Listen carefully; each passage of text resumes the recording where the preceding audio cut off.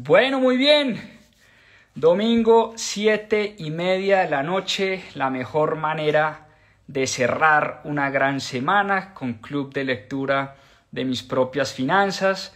Muchísimas gracias a los que ya se conectan, a los fieles de siempre que nos acompañan todos los domingos a esta hora para oír una buena historia a través de la lectura, a través de los buenos libros. Recuerden que en este Club de Lectura hablamos de emprendimiento, de negocios, de inversiones, de finanzas, de buenas biografías. Así que muchas gracias nuevamente por conectarse.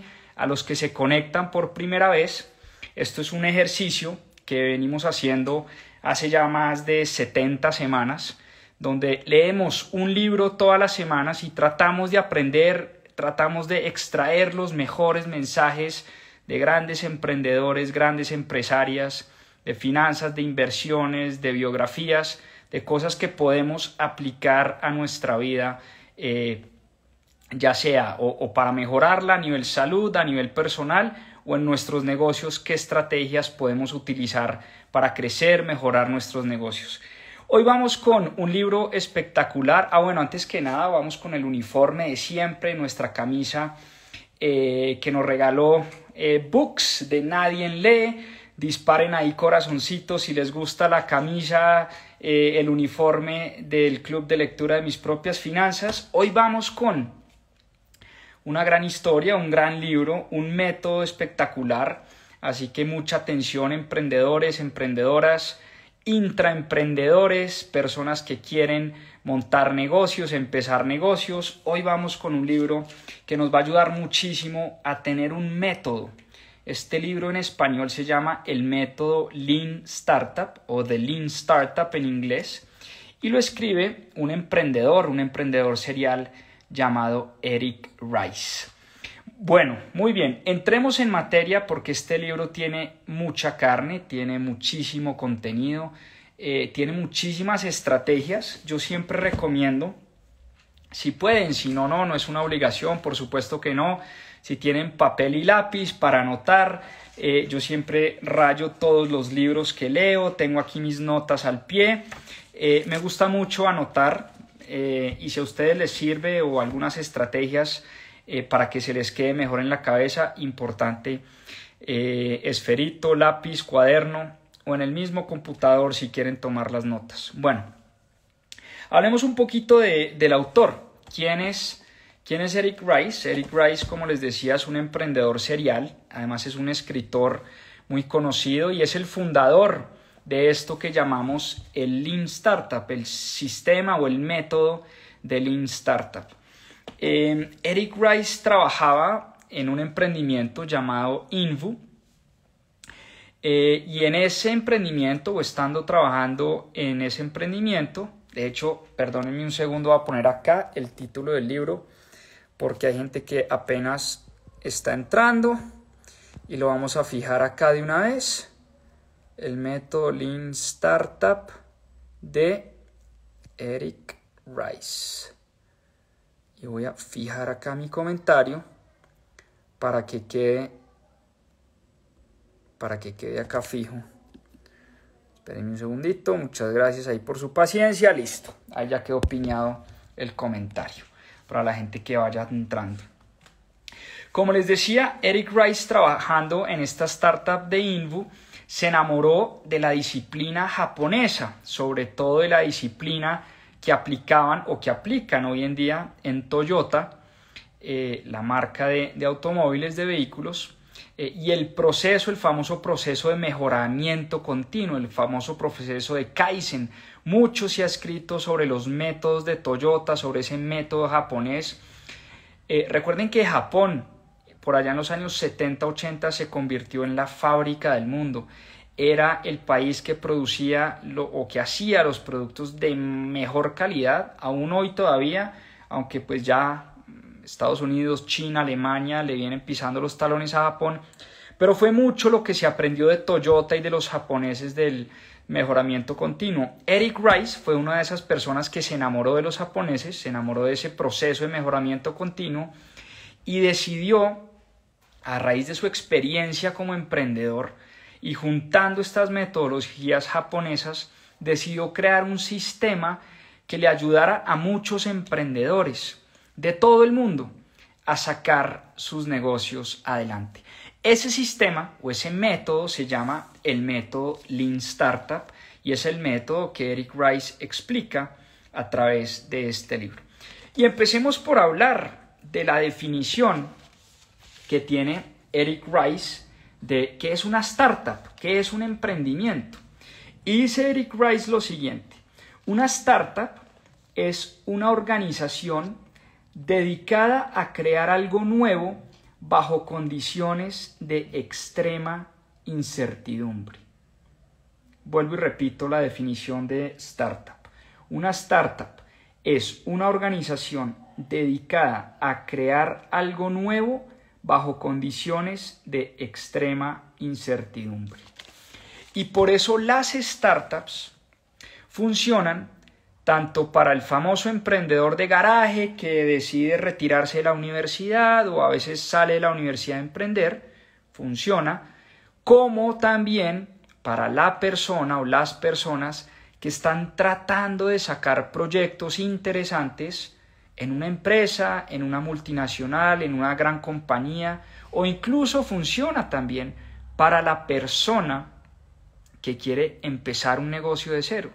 Entonces el método Lean Startup, realmente a mí lo que me gustó de este método es que muchas de las estrategias que se escriben acá uno las puede utilizar tanto si uno es un emprendedor que ya tiene una startup, si uno está pensando en empezar un negocio, si uno trabaja en una empresa, en una multinacional, en una empresa ya establecida y quiere sacar un proyecto adelante dentro de una empresa, o incluso, y ya van a ver por qué, funciona para la vida personal, funciona para ciertos proyectos que queramos sacar adelante como personas.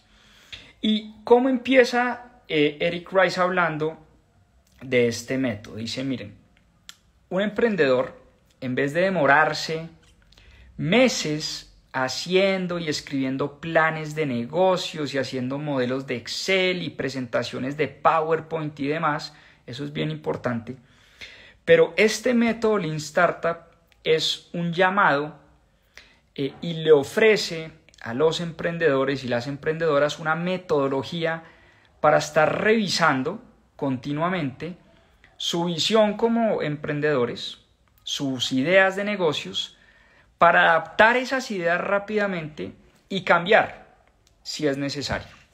Por eso, ¿en qué consiste esta metodología? Y es que uno de los mensajes centrales del libro es que nosotros podemos ser mucho más rápidos en todo lo que hacemos. Y si hay algo bueno que tienen los emprendedores es su velocidad para tomar decisiones. Pero los emprendedores, a los que somos emprendedores, a los que hemos creado compañías, muchas veces a los emprendedores nos falta método, nos faltan procesos, nos falta ese método para poder sacar nuestras ideas adelante. Y la buena noticia es que este método se puede aprender y también se puede enseñar, que es de alguna manera lo que estamos tratando de hacer acá, tratando de explicar o enseñar, si se quiere, este método que nos enseña Eric Rice, el autor de este libro. Una cosa importante, y es que también los emprendedores o en el emprendimiento se cree que la gerencia es una cosa y que el emprendimiento es otra cosa, que la gerencia y el emprendimiento son dos cosas muy distintas. Por un lado, el emprendimiento es cool, el emprendimiento es chévere, el emprendimiento es esas personas que se van a la oficina en camiseta, jeans, no tienen uniforme, no tienen horario, esa es como la visión que uno tiene de una startup y de un emprendimiento. Por otro lado, cuando a un emprendedor le hablan de gerencia, es al contrario. La gerencia suena aburrida, suena a vieja escuela, suena a jerarquía, suena a negocio viejo, suena como si estuviera pasada de moda la gerencia. Y esa es una concepción supremamente errada. Pues la gerencia, ojo con esto, la gerencia en los emprendimientos es supremamente importante. De hecho, el emprendimiento, dice Eric Rice, es gerencia. No podemos pensar que el emprendimiento es algo chévere y la gerencia es algo aburrido. Por el contrario, es importantísimo entender que la gerencia o el emprendimiento van de la mano. Siempre tienen que ir de la mano. Y los emprendedores siempre tienen una actitud de hacer cosas, dejando los procesos de lado, dejando las formas de gerencia de lado, dejando la disciplina de lado. Por eso al final eso termina jugando en contra, y ya vamos a hablar un poco de ejemplos concretos de cómo la gerencia nos puede ayudar y cómo una metodología nos puede ayudar a sacar nuestros emprendimientos adelante. Eric Rice, siendo emprendedor y relacionándose con muchos colegas emprendedores, se dio cuenta que las startups muchas veces empezaban a crear productos que nadie quería. Se demoraban meses enteros, departamentos de ingeniería, de tecnología, de programación, se demoraban meses enteros desarrollando productos de altísima calidad para al final sacar al mercado productos fallidos, productos que a nadie le gustan, productos que el mercado rechaza.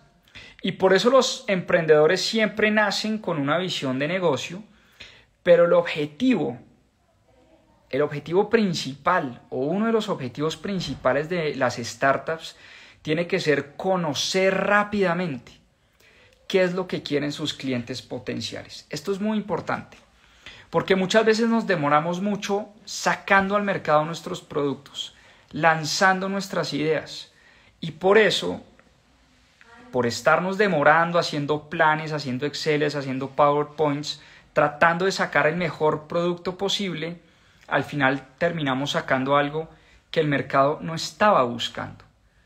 Y por eso no sabemos realmente cuál es el problema en el mercado que estamos resolviendo los emprendedores. Por eso una de las cosas más importantes en este proceso inicial de las startups es recoger feedback, recoger retroalimentación constante de los clientes. Es importantísimo saber qué es lo que están pensando los clientes de nuestro producto, de nuestro servicio, de nuestro prototipo.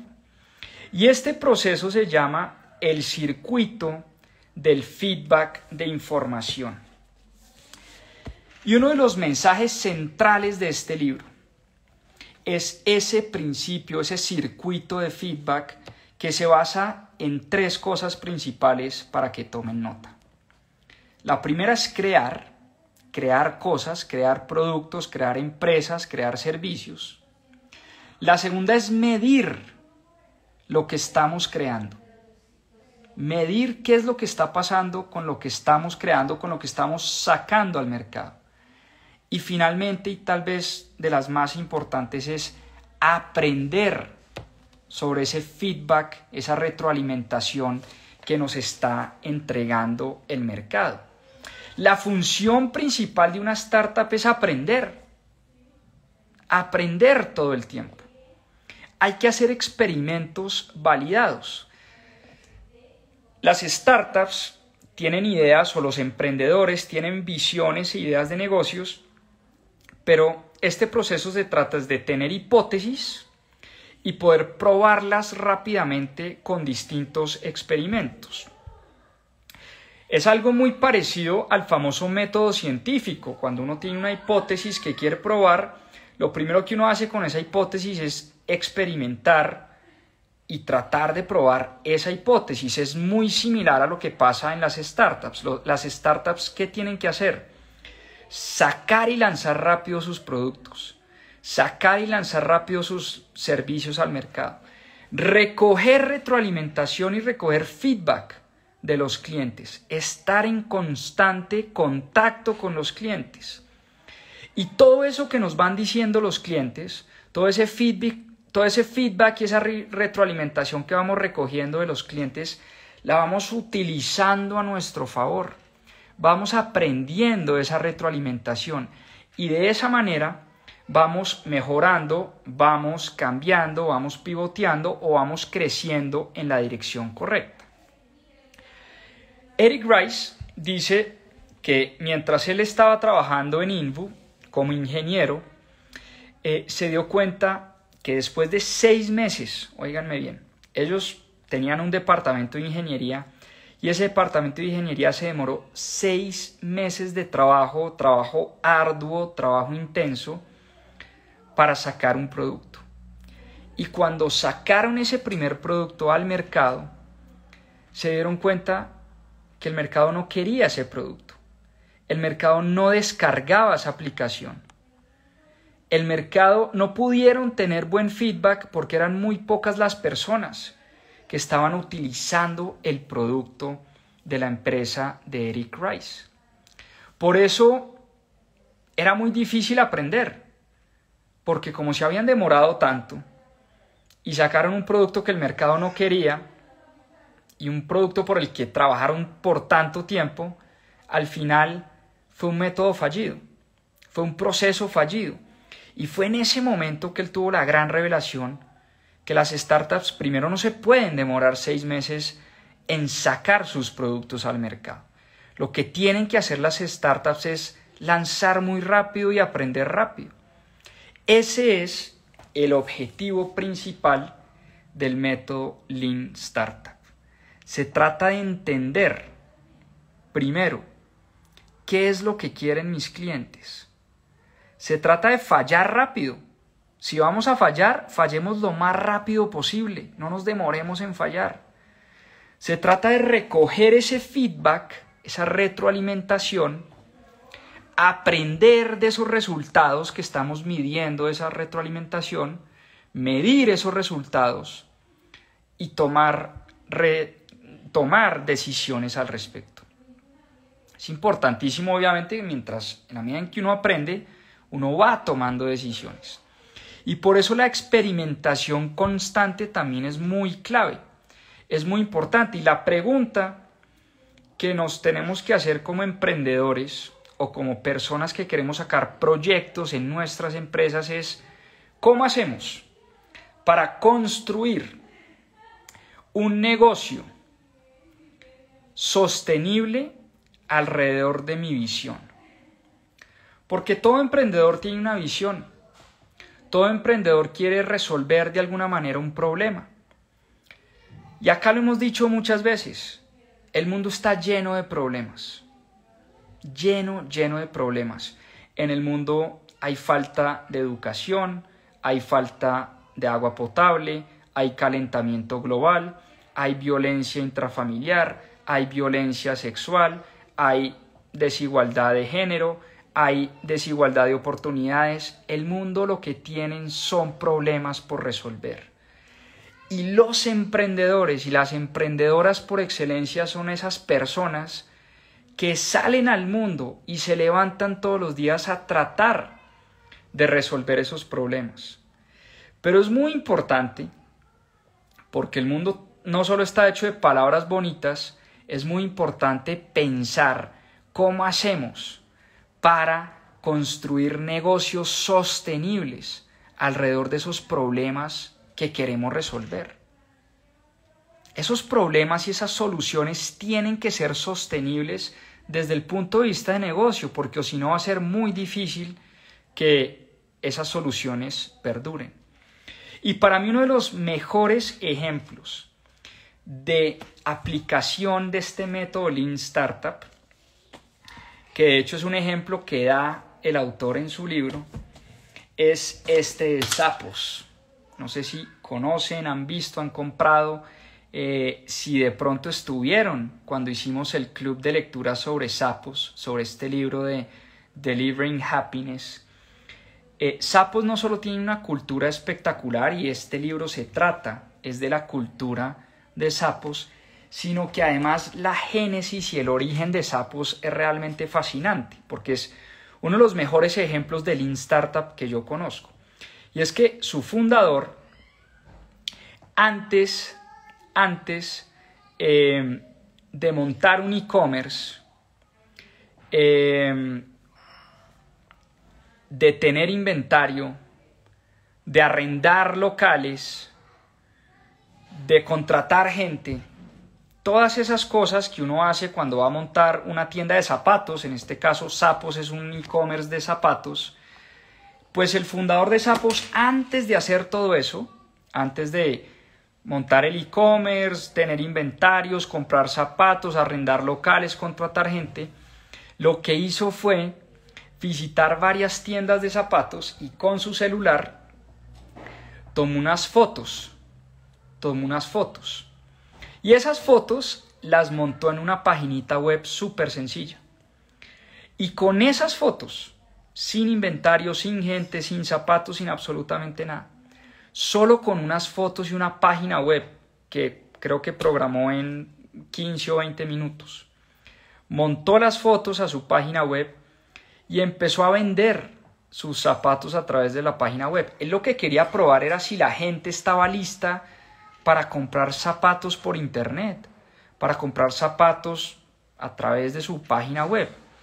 Entonces, lo que hacía el fundador de Zappos era lo siguiente: montaba las fotos y una vez el producto se vendía, el tipo salía corriendo a la tienda de la esquina de la casa, compraba los zapatos que a su vez le habían comprado a él a través de su página, los enviaba él mismo. Espérenme un segundo. Dime, mi amor, ¿ya te vas a dormir? Sí. Bueno, dame un abracito. ¿Quieres saludar? Sí. Saluda. Di hola, amigos. Hola, amigo Fifi. ¿Cómo están? Hola, amigo Fifi. ¿Están en el club de lectura? Di. Están en el club de lectura. Bueno, mi vida, te amo. A dormir. Ya es muy tarde. Chao, chao. Papá, quiero que me cargues al bebé.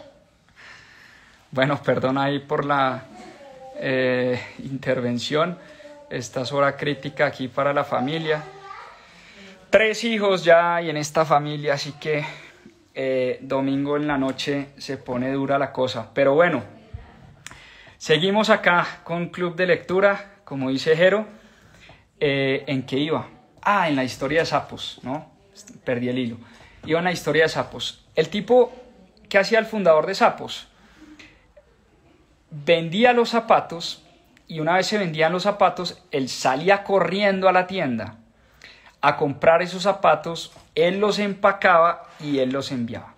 De esa manera, y por eso para mí es uno de los ejemplos más chéveres que hay del Lean Startup, de esa manera el fundador de Zappos pudo ver si realmente había demanda antes de embarcarse en un gran negocio, antes de embarcarse en un montón de costos, antes de ir a comprar inventario, de arrendar locales, de crear una marca, de programar un e-commerce súper robusto. Lo que hizo fue darse cuenta que había un mercado grande, importante para este tipo de negocios. Y pues la historia ya la conocemos, o si no la conocen, conéctense al club de lectura que está en el canal de YouTube. Al final Zappos terminó siendo una compañía supremamente exitosa. Amazon terminó comprando Zappos por más de $1.000 millones. En fin, una historia de emprendimiento fascinante. Otra historia fascinante, otro ejemplo que da Eric Rice en el libro sobre Lean Startup, nuevamente hablando de el concepto japonés, que por aquí lo tengo subrayado, es el concepto de Henchi Genbutsu. Seguramente lo estoy pronunciando horrible. Henchi Genbutsu es un concepto japonés que viene nuevamente de la cultura de Toyota, que significa algo así como experimentarlo y verlo con tus propios ojos y verlo tú mismo. Y la historia es la siguiente. Resulta que uno de los gerentes de Toyota se llamaba Yokota, un japonés.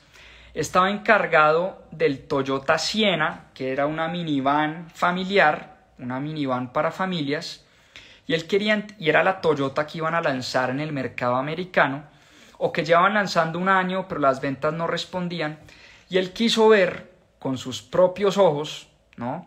Experimentar y ver con sus propios ojos que era lo que necesitaba el mercado de Estados Unidos. Y por eso durante varios meses se dedicó a hacer un tour por todo Estados Unidos, a viajar con distintas familias para tratar de ver él mismo lo que querían sus clientes. Y en esos paseos se dio cuenta de algo muy importante. Y llegó a la conclusión de que sus clientes de esta minivan de la Toyota Sienna, sus clientes no eran los papás, las mamás ni los abuelos que compraban, que pagaban la minivan, sino que sus clientes verdaderos eran los niños que iban en la parte de atrás de la minivan. Por eso él llegó a la conclusión que son los niños los que mandan en una minivan. Y los padres lo único que quieren cuando van en una minivan es que sus hijos estén bien. Píntense ustedes, yo no lo he hecho, yo creo que próximamente lo voy a hacer porque ya tengo 3 hijos. Pero yo me imagino yo en una minivan con mis 3 hijos atrás, agarrados, peleando, gritando, llorando, en fin, en un paseo a, no sé, Anapoima, Pereira, lo que sea. Paseo de carretera. Yo no me imagino todavía, aunque sé que próximamente lo voy a vivir, cómo es un paseo con un desorden y un despelote atrás en el carro. Por eso los padres lo único que queremos es que nuestros hijos estén tranquilitos, calmados y felices. Y esta persona, este gerente de Toyota, se encargó de diseñar la minivan para que al interior del vehículo, al interior de la minivan, los niños tuvieran una experiencia increíble. No los padres, que eran los que pagaban el carro, que eran los que pagaban el cheque y ponían la tarjeta de crédito para pagar la minivan, no. Los niños. Por eso su gran foco casi que no fue el motor, el timón, el radio, no. El gran foco de este gerente fue que los niños atrás tuvieran una experiencia espectacular. Por eso es un gran ejemplo de Lean Startup, porque fue una persona que vio y experimentó con sus propios ojos lo que querían realmente sus clientes. Y los resultados hablan por sí solos. Resulta que este gerente logró un aumento del 60% de las ventas de ese minivan, de ese producto específico de Toyota, de un año a otro. Entonces, 2 ejemplos muy buenos que me encantan de lo que es, en efecto, el método Lean Startup. Por un lado, el ejemplo de Zappos, y por otro lado, el ejemplo de Toyota y la minivan Sienna, creo que era el modelo del carro. Bueno, hablando de probar y hablando de experimentar, los emprendedores y en las escuelas de emprendimiento y en las clases de emprendimiento y en las aceleradoras siempre se habla del famoso producto mínimo viable. Y la pregunta que uno se hace es, ¿cuál es el producto mínimo viable que puedo crear para obtener información de mi cliente? Aquí el objetivo ni siquiera es para ser una empresa rentable, para ser una empresa importante, no. Aquí el objetivo, cuando uno saca al mercado un producto mínimo viable, es recoger un montón de información. Por eso, si el producto mínimo viable es perfecto, es porque nos demoramos mucho en lanzar, dice el autor del libro. Si nuestro producto mínimo viable tiene todas las características que debería tener nuestro producto, nos hemos demorado muchísimo en lanzar ese producto mínimo viable al mercado.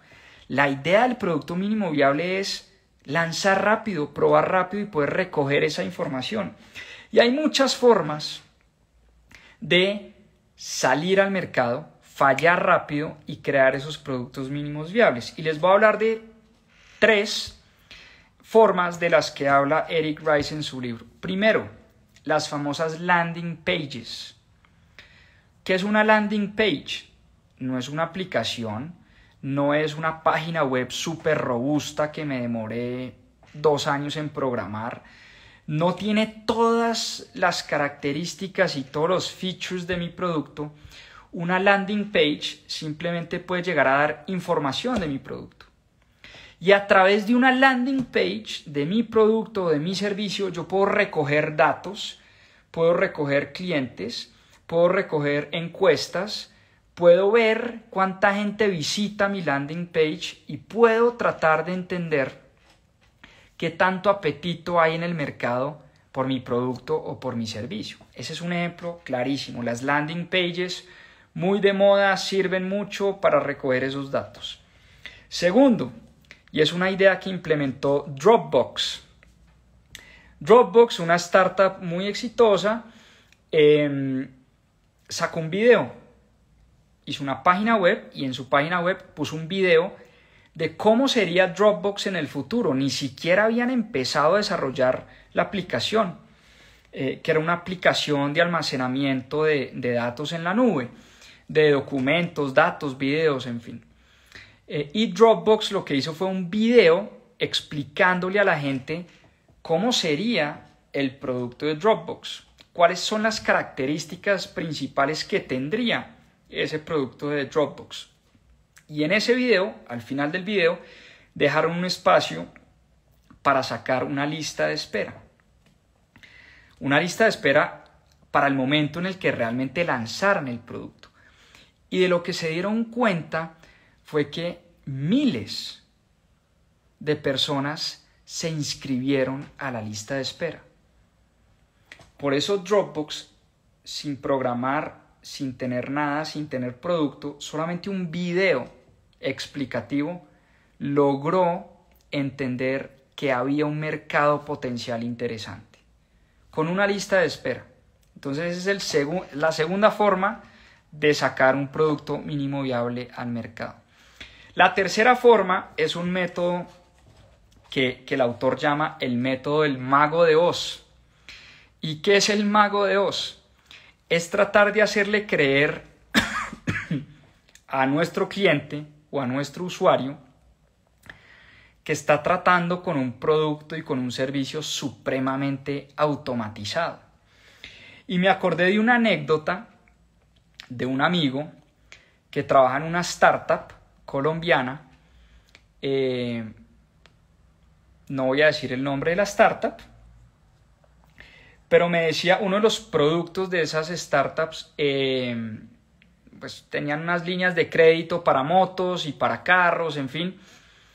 Y lo que hacían es, también con una landing page súper sencilla, la persona se inscribía y era algo así como que la persona creía que era un proceso súper automatizado, súper digital, súper en línea, y lo único que tenían era una persona detrás, casi que yendo al concesionario de la esquina, comprando la moto y entregándole la moto al cliente al otro día. Era una cosa así súper manual, pero también, nuevamente, método Lean Startup.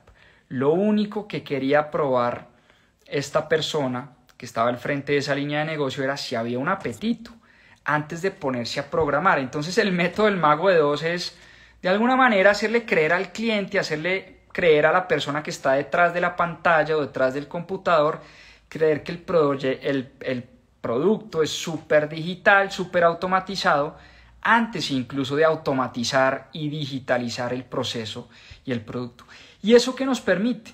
Nos permite medir, nuevamente, medir los resultados.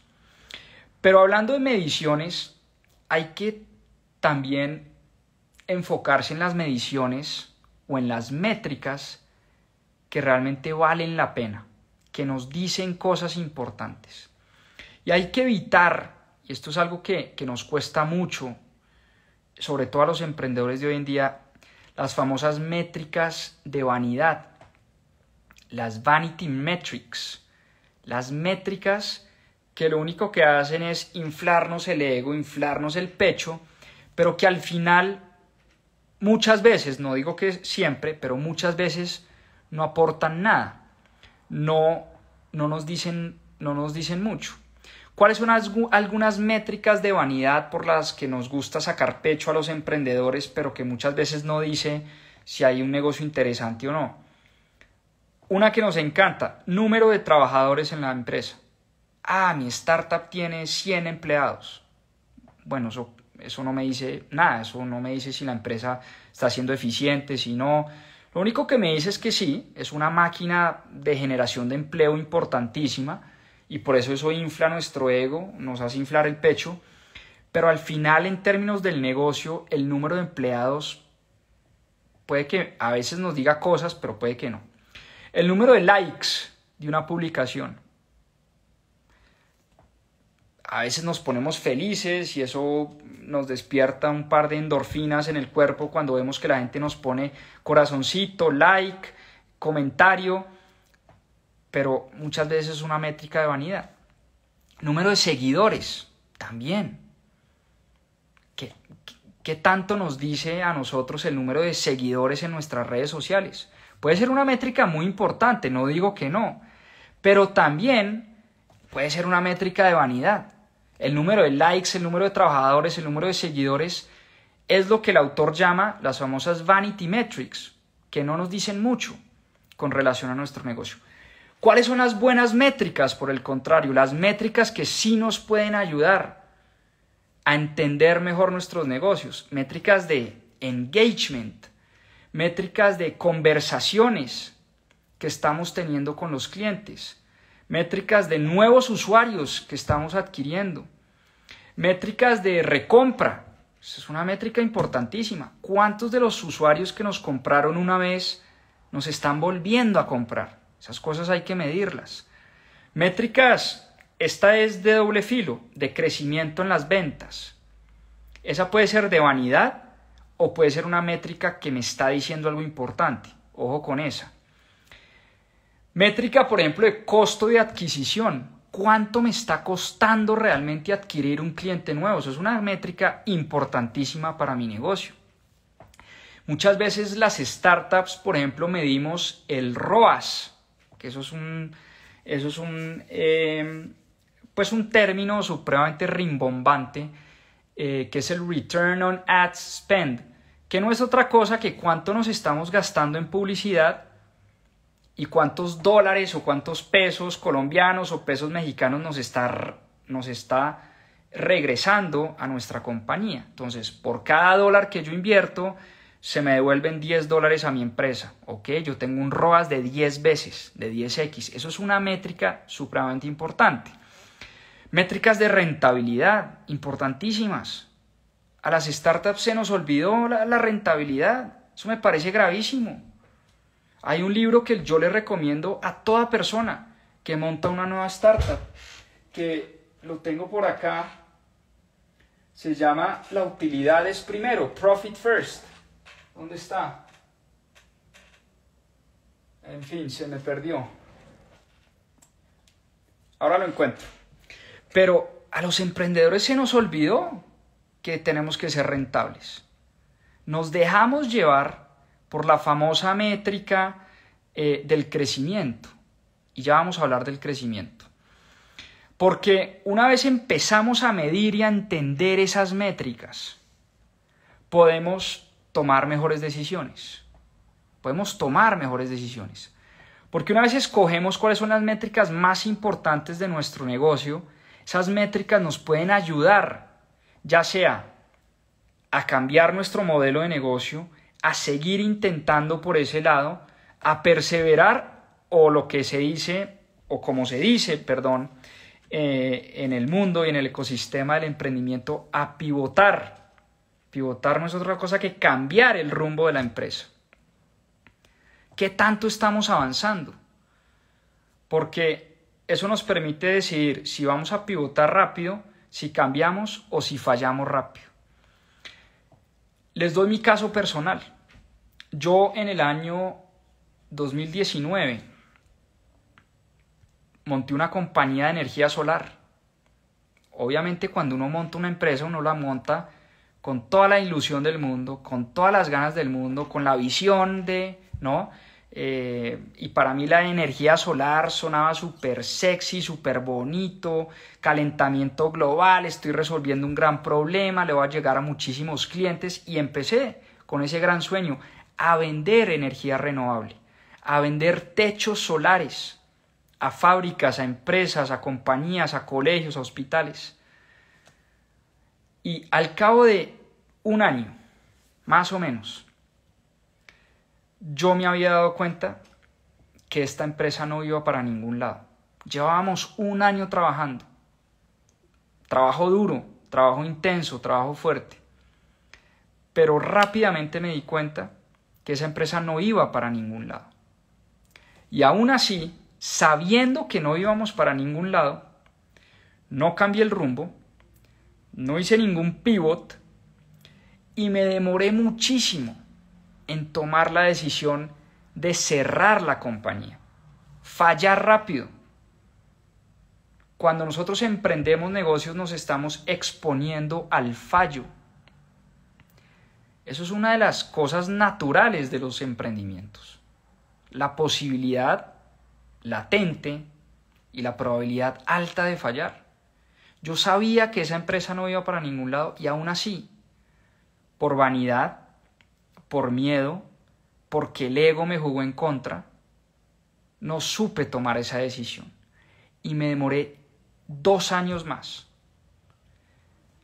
Hasta ahora estoy cerrando esta empresa y llevo en un proceso de liquidación de la empresa más de 6 meses. Proceso duro, tortuoso, desgastante, todo lo que ustedes quieran. En Colombia, desafortunadamente, uno abre una empresa en un día y para cerrarla se demora mucho tiempo. Pues bien, estoy en ese proceso de liquidar la empresa cuando eso lo tuve que haber hecho en pandemia, en 2020. Ya, esto no va para ningún lado, cerramos. Ya dejamos a un lado el ego, la vanidad. ¿Qué va a decir la gente? ¿Qué van a decir mis socios? ¿Qué va a decir mi familia? No importa, no importa. Al final es mucho más. Yo aprendí esto de este proceso. Es mucho más lo que uno sufre por demorarse en tomar las decisiones que uno al final, yo las sentía y yo sabía que ese negocio no iba para ningún lado y me demoré mucho tiempo en tomar esa decisión. Por eso, pues hombre, si hubiera leído este libro por allá en el año 2019 o 2018, de pronto me hubiera ayudado a tomar esa decisión mucho más rápido, ¿no? Ahora sí, hablemos del crecimiento, porque esto me parece un mensaje importante para los emprendedores y las emprendedoras que nos están oyendo en este momento. Ir demasiado rápido, ojo con esto, ir demasiado rápido puede causar muchos problemas. Está muy de moda el crecimiento acelerado de las startups. El famoso blitzscaling de Reid Hoffman, el famoso blitzscaling de Silicon Valley, crecer a 2 dígitos mes a mes, eso es súper sexy, eso es súper vendedor. A las startups nos encanta decir que estamos creciendo a 2 dígitos, que estamos contratando más gente, que estamos llegando a nuevos mercados. Hoy todas las startups, yo diría que el 99% de las startups las miden por el crecimiento de sus ventas, por el crecimiento del número de clientes, por el crecimiento del número de empleados, por el crecimiento del número de mercados. Su crecimiento mes a mes, sin pensar en un modelo rentable y sostenible a futuro. Porque ¿cuál es la premisa de toda startup? Es, no, cuando yo me coma el mercado y cuando yo sea el dueño del mercado, en ese momento sí tendré tiempo para ser rentable o para pensar en ser rentable. Por ahora yo solo quiero crecer y comerme el mercado, ¿no? Esa es como la premisa y lo que está de moda hoy en el mundo de las startups. Pues bien, ¿qué estamos viendo en este momento precisamente? Que se está secando el capital, que hay vientos de recesión, soplan vientos de recesión, ya los fondos de inversión no están invirtiendo a 2 manos como invertían antes. Pues hemos visto como estas startups que lo único que hicieron fue preocuparse por su crecimiento, preocuparse por abrir nuevos mercados, preocuparse por crecer la nómina, se están teniendo que devolver, están teniendo que echarse para atrás. A los gerentes, a los CEOs, a los dueños, a los fundadores de esas startups les están diciendo, oiga, no, espérese, resulta que la rentabilidad sí es importante, resulta que ahora sí tiene que pensar en los unit economics de su empresa, Ahora sí tiene que pensar en que por cada dólar que usted venda, le tienen que quedar por lo menos 10 o 20 o 30 centavos de dólar. Antes era fresco, venda, crezca, abra mercados, contrate gente, desarrolle productos que eventualmente usted se va a comer el mercado, y cuando se coma el mercado en ese momento pensamos en rentabilidad. Hombre, pues la noticia un poco pues más aterrizada, ¿no? Es que el mundo no es así. Las empresas que logran hacer eso son 1, 2, 3, 5. Son contadas con los dedos de las manos. A mí a veces me da risa cuando me dicen, pero es que Amazon se demoró 30 años en ser rentable. Hombre, Amazon es una de 10 millones de empresas que se montan todos los años en el mundo entero. No te vengas a comparar con Jeff Bezos o con Amazon cuando no tienes ni la capacidad gerencial de Jeff Bezos, ni la mente de Jeff Bezos, ni el equipo que tiene Jeff Bezos, ni los inversionistas que tiene Jeff Bezos detrás. O como cuando uno le dicen, es que la universidad no es importante porque Mark Zuckerberg se retiró de la universidad y Bill Gates también, y entonces para emprender no se necesita estudiar y no tenemos que hacer cosas. Yo creo que ese es como el famoso mito de las startups de garaje, que por supuesto existen y esas historias son reales, pero que nos nublan muchas veces a los emprendedores de a pie, ¿no? Y como decíamos al principio, las startups también necesitan gerencia. Las startups también necesitan método. Las startups también necesitan procesos. Eso es importante. Hay que pararle bolas a eso. Hay que pensar que una startup no es solo desorden, camiseta, jean y crecer y ventas. No, las startups necesitan metodologías, OKRs, KPIs, procesos, calidad, gestión, management. O sea, hay que combinar las dos cosas. Hay que combinar ese deseo del emprendedor por comerse el mundo, y además combinarla con procesos, con educación, con libros, con metodología, con sistemas que ya están inventados, que ya están probados, y sistemas que nos podemos robar. No tenemos que inventarnos la rueda.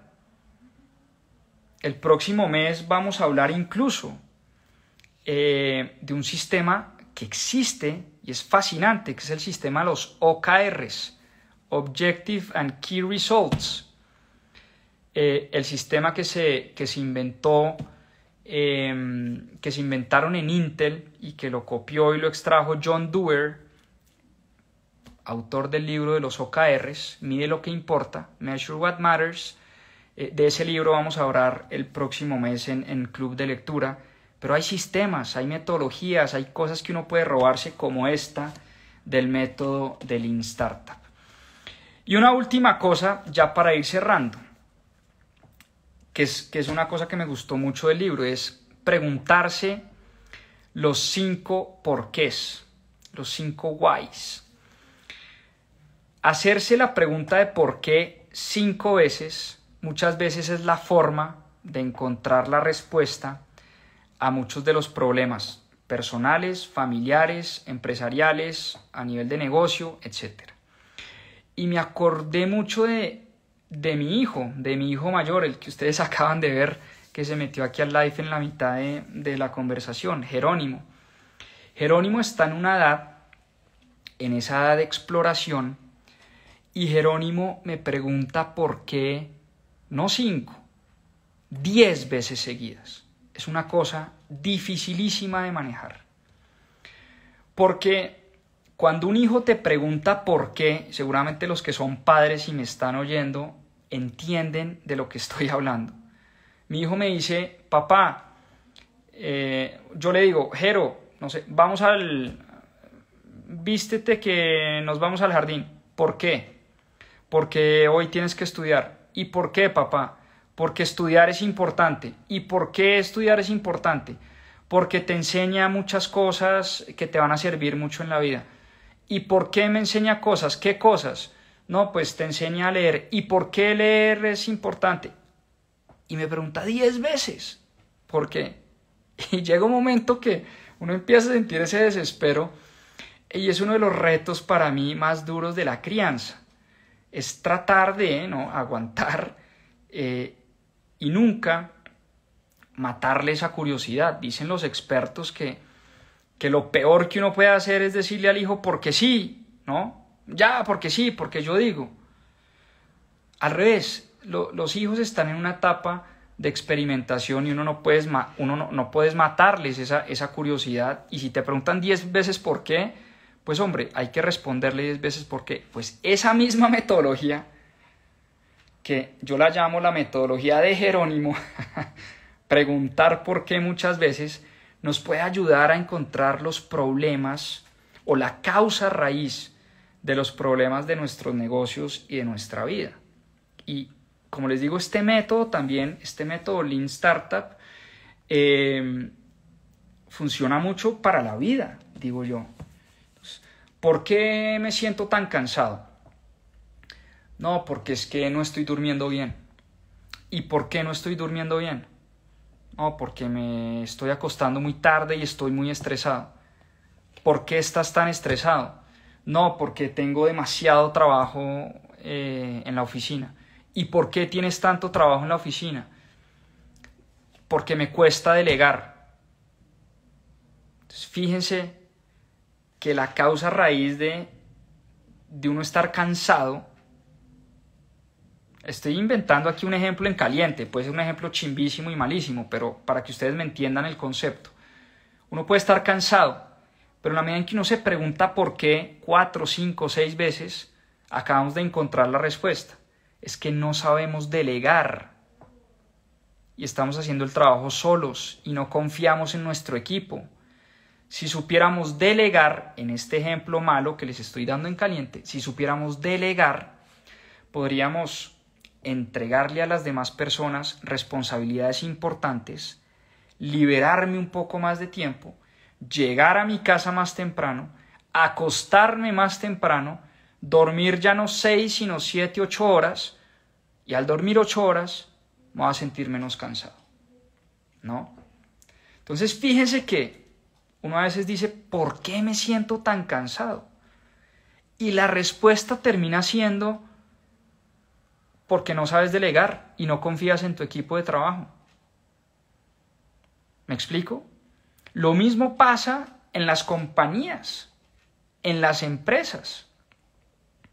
En las empresas a veces decimos, ¿por qué estamos tan caídos en ventas este mes? Y la respuesta puede ser que, no sé, no debimos abrir mercado en México porque eso nos está desenfocando y nos debimos enfocar en lo que ya estábamos haciendo bien en Brasil, ¿no? Entonces la caída en las ventas no se debe a la mala gestión de los vendedores en Brasil, sino al desenfoque de la compañía, que nos fuimos a Brasil y a México al mismo tiempo y dejamos que se nos cayeran las ventas en ambos mercados.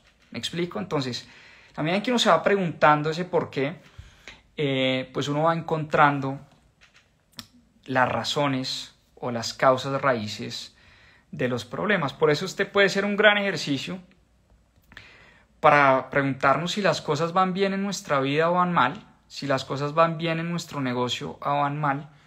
Y por eso me encantó, la verdad, me encantó este libro del método Lean Startup, porque le da orden, le da disciplina, le da método, valga la redundancia, a nuestras ideas de negocio, a nuestros emprendimientos, a nuestras startups y a nuestra vida. Podemos utilizar muchas de las herramientas que hay en este libro para mejorar muchas cosas en nuestra vida. Con eso cerramos la historia de hoy. Espero les haya gustado. Compren el libro. Recuerden que acá yo me salto muchas de las cosas que hay en el libro. Importante que lo lean, lo estudien, lo analicen, lo pongan en práctica. Acá lo más importante es poner en práctica 1, 2, 3 cositas que aprendimos hoy. Importantísimo. De nada vale echarse este carretazo durante 1 hora y no poner en práctica absolutamente nada de lo que estamos aprendiendo. Así que nada, con eso cerramos nuestra semana. 1000 bendiciones, muchísimas gracias a todos por conectarse. Nos vemos en una próxima oportunidad. Tenemos muy buenas sorpresas para las semanas que se vienen, grandes entrevistas, muy buenos libros, buenas historias, así que no dejen de conectarse a este club de lectura. Espero nos veamos próximamente. Hasta una próxima oportunidad y como decimos siempre acá en Mis Propias Finanzas, a seguir aprendiendo. Un abrazo enorme. Chao, chao, que descansen. Feliz semana.